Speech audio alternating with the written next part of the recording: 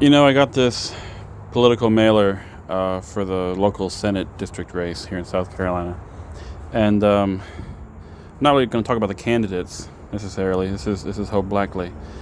I just want to talk about the fact that whenever people want to talk about an area, they typically show or talk about the downtown as representative of the area. So here, she chose a nice view of downtown. Wait a minute. I was gonna say that was downtown Spartanburg. That is not downtown Spartanburg. That is downtown Greenville. That's the Prisma Health building. Okay. Well, I guess I misestimated where Senate District 12, what the borders of that are. I guess it includes our chunk of Spartanburg County and also possibly downtown Greenville. Wow, that kind of threw off everything I was going to say. But it's still applicable. Okay, I was going to say about Spartanburg, but I can say about Greenville too. When people talk about Greer, they show a picture of downtown Greer.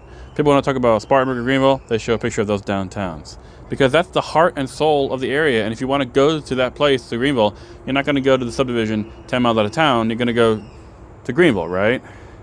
And it's just a shame in my mind that the size of our downtowns here in South Carolina are so small, right? Because they were built up, the piece of them that was built up in the pre-car era was just so small. It was a relatively population in this area, in the upstate.